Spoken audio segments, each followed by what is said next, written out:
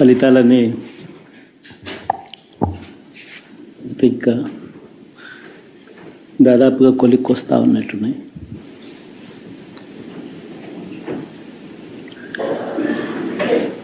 చూసిన ఫలితాలు జరిగిన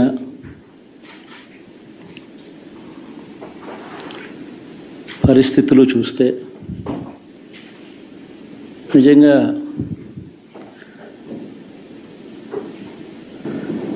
ఆశ్చర్యంగా కూడా ఉన్నాయి.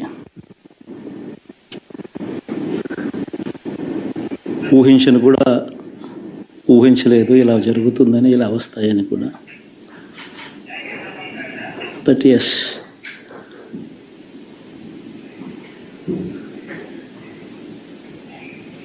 అమ్మఒడి అందుకున్న 53 లక్షల మంది తల్లులకు మంచి చేసినాం, పిల్లలు బాగుండాలి, వాళ్ళ చదువులు బాగుండాలని తాపత్రయపడుతూ అడుగులు వేసాం. మరి అక్క చెల్లెమ్మల ఓట్లు ఏమయ్యాయో తెలీదు.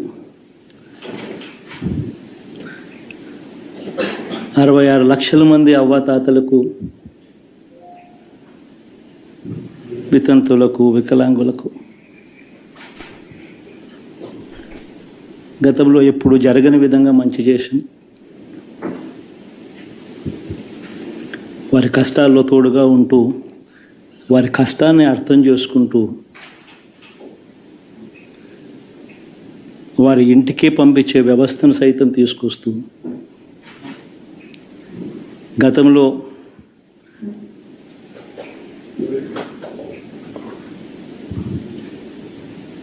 మా ప్రభుత్వం అధికారంలోకి రాకమునుపు ఇస్తా ఉన్న చాలని పెన్షన్ నుంచి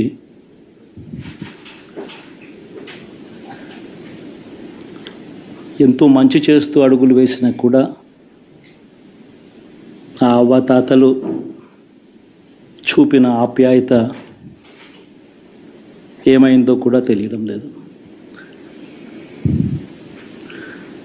దాదాపుగా 1,05,00,000 మందికి పొదుపు సంఘాల అక్క చెల్లెమ్మలకు మంచి జరిగిస్తూ, వారి కష్టాలనే మా కష్టాలుగా భావిస్తూ, ఇచ్చిన ఏ మాట తప్పకుండా అన్ని రకాలుగా వాళ్ళకు అండగా ఉంటూ, ఆసరాతో తోడుగా ఉన్నాం, సున్నా వడ్డీతో సైతం అండగా ఉన్నాం, చేయూత సైతం తోడుగా ఉంటూ నిలిచాం. మరి ఆ 1,05,00,000 మంది అక్క చెల్లెమ్మల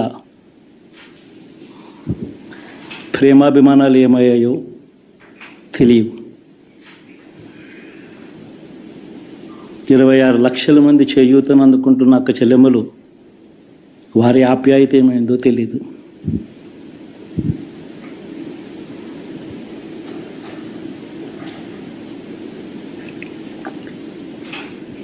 పిల్లల చదువుల కోసం ఏ తల్లి ఏ తండ్రి ఇబ్బంది పడకూడదు అని మొట్టమొదటిసారిగా పూర్తి ఫీజులు ఇస్తూ తీసుకొచ్చి అందగా నిలిచాం. చదువుల్లో ఎప్పుడూ చూడని మార్పులు తీసుకొచ్చాం. దాదాపుగా 12 లక్షల మందికి సంవత్సరానికి మంచి జరిగిస్తూ,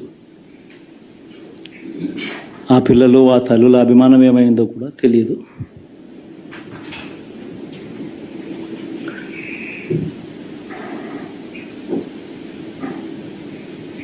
దాదాపుగా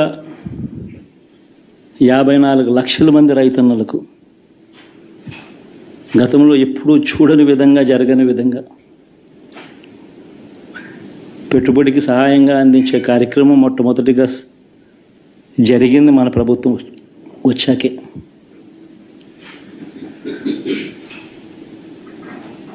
మరి అంతగా రైతన్నలకు తోడుగా ఉంటూ, రైతన్నలకు రైతు భరోసా ఇవ్వడం కానీ, సమయానికే వారికి ఇన్పుట్ సబ్సిడీ ఎప్పుడు జరగని విధంగా సీజన్ ముగిసేలోగానే ఇచ్చే కార్యక్రమం కానీ, ఉచిత ఇన్సూరెన్స్ కానీ, పగటిపూట 9 గంటలు ఇచ్చే కార్యక్రమం కానీ, ఉచిత విద్యుత్ ఇచ్చే కార్యక్రమం కానీ, మరి 1/2 కోటి మంది రైతన్నల ప్రేమ ఏమైందో తెలియదు.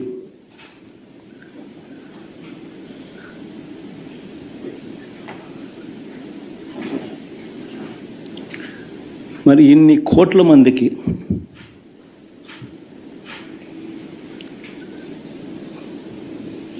పేదవాడికి తోడుగా ఉంటూ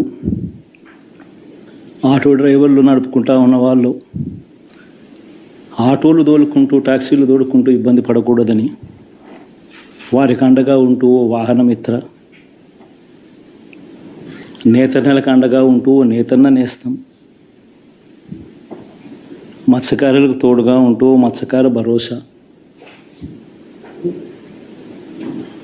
ఫుట్పాత్ మీద చిన్న చిన్న ఇడ్లీ షాపులు పెట్టుకొని నడుపుకుంటూ, చిన్న చిన్న బంకులు పెట్టుకొని నడుపుకుంటూ,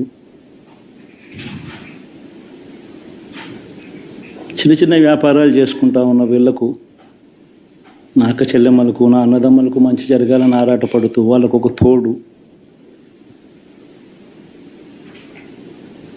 నా రజకులకు, నా నాయి బ్రాహ్మణులకు, నా టైలర్లకు అని అండగా ఉంటూ వారికి ఒక చేదోడు. మరి ఇన్ని లక్షల మందికి ఇంత మంచి చేసి, ఇన్ని కోట్ల మందికి, లక్షలు కూడా కాదు, కోట్ల మందికి మంచి జరిగించి, ఎప్పుడు జరగని విధంగా మేనిఫెస్టో అంటే ఒక చెత్తబుట్టలో పడేసే డాక్యుమెంట్ కాదు. ఒక మేనిఫెస్టో అంటే ఒక బైబిల్ అని, ఒక ఖురాన్ అని, ఒక భగవద్గీత అని మొట్టమొదటి రోజు నుంచి కూడా భావిస్తూ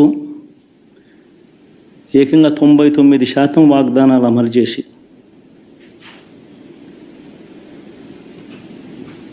అంతే చిత్తశుద్ధితో ఆ మేనిఫెస్టోను కూడా అక్క చెల్లెమ్మల ఇంట్లోకి తీసుకొని వెళ్ళి చూపించి మీరే టిక్కు పెట్టండి అనే నిబద్ధత గల ప్రభుత్వంగా పనిచేసాం. ఇప్పుడు జరగని విధంగా పిల్లల చదువులు, పేదరికం పోవాలి అని అంటే పిల్లల చదువులకు క్వాలిటీ ఎడ్యుకేషన్ అవసరం అని మొట్టమొదటిసారిగా ఇంగ్లీష్ మీడియంను వ్యతిరేకిస్తున్న వాళ్ళందరూ పెత్తందారులతో యుద్ధం చేసి సైతం పిల్లలకి ఇంగ్లీష్ మీడియం తీసుకొని రావడమే కాకుండా టోఫుల్, ఐబీ లాంటి కళలు కూడా కలం. ఆ పేద పిల్లలకు అండగా నిలబడాలని, తోడుగా ఉండాలని, వారి చరిత్రలు మార్చాలని, ఎప్పుడు చూడని విధంగా గ్రామ స్థాయిలోనే సచివాలయ వ్యవస్థ, వాలంటీర్ల వ్యవస్థ తీసుకొచ్చి ప్రతి ఇంటికి సేవను అందించే కార్యక్రమం చేశాం. వివక్ష లేకుండా, కరప్షన్ లేకుండా దాదాపుగా 2,70,000 కోట్ల రూపాయల పైచిలకు ఇంటి వద్దకి అందించగలిగాం.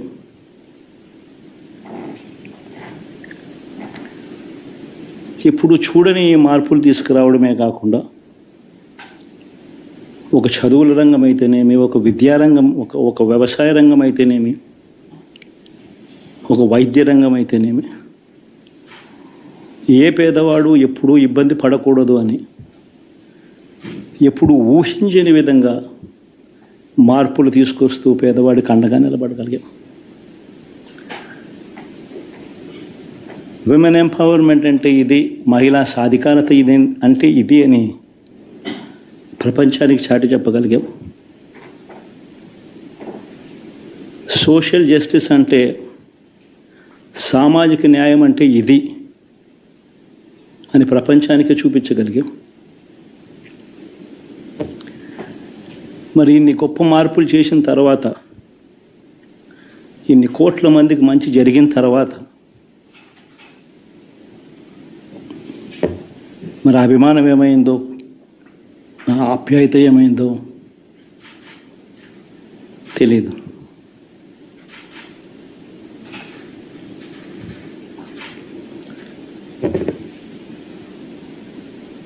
ఎవరో మోసం చేశారు, ఎవరో అన్యాయం చేశారు అని చెప్పి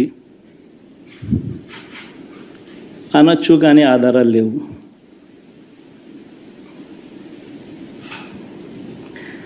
ఏం జరిగిందో దేవుడికి తెలుసు. పెద్ద నేనైతే చేయగలిగింది ఏమీ లేదు. ప్రజల తీర్పు తీసుకుంటాం, కానీ మంచి చేయడానికి మాత్రం ప్రజలకు తోడుగా ఖచ్చితంగా ఉంటాం. వాయిస్ ఆఫ్ ది వాయిస్లెస్ కింద ఈ పార్టీ తాను చేయాల్సిన పని తప్పకుండా చేస్తుంది. పేదవాడికి అండగా ఉండే కార్యక్రమంలో ఎప్పుడూ కూడా పేదవాడికి తోడుగా ఉంటూ గలం విప్పుతుంది, పేదవాడికి అండగా నిలుస్తుంది. పెద్ద పెద్ద వాళ్ళ కూటమి ఇది, ఢిల్లీలో సైతం శాసించే పరిస్థితుల్లో ఉన్న కూటమి ఇది. ఆ కూటమిలో ఉన్న బీజేపీకి, ఆ కూటమిలో ఉన్న చంద్రబాబు గారికి, ఆ కూటమిలో ఉన్న పవన్ కళ్యాణ్ గారికి, అందరికీ కూడా వాళ్ళ గొప్ప విజయానికి అభినందనలు.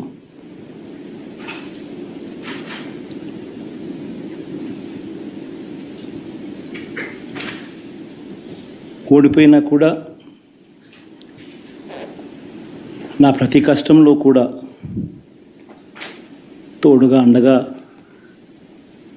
నిలబడిన నా ప్రతి నాయకుడికి, ప్రతి కార్యకర్తకు, ప్రతి వాలంటీర్కు,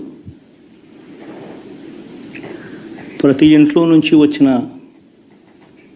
ప్రతి స్టార్ క్యాంపెయినర్గా నాకు తోడుగా నిలబడిన నా అక్క చెల్లెమ్మలకు, అన్నదమ్ములకు, మీ అందరికీ మనస్ఫూర్తిగా మీ అందరికీ కూడా కృతజ్ఞతలు తెలియజేస్తా ఉన్నాను.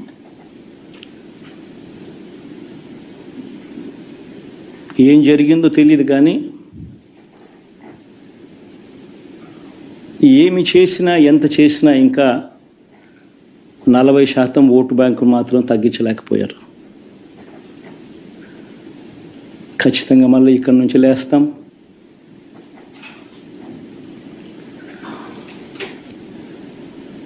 మళ్ళీ ఇక్కడి నుంచి గుండె ధైర్యంతో నిలబడి మళ్ళీ లేస్తాం. ప్రతిపక్షంలో ఉండడం కొత్త కాదు, పోరాటాలు చేయడం అంతకన్నా కొత్త కాదు. నా రాజకీయ జీవితం అంతా కూడా ప్రతిపక్షంలోనే గడిపా, ఈ 5 సంవత్సరాలు తప్ప. పోరాటాలే చేశా, రాజకీయ జీవితంలో ఎవడు చూడని కష్టాలు కూడా అనుభవించా.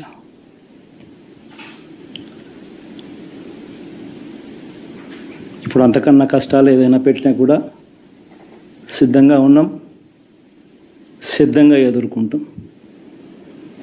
ఆల్ ది వెరీ బెస్ట్ గవర్నమెంట్లోకి వచ్చిన వాళ్ళకు. Thank you.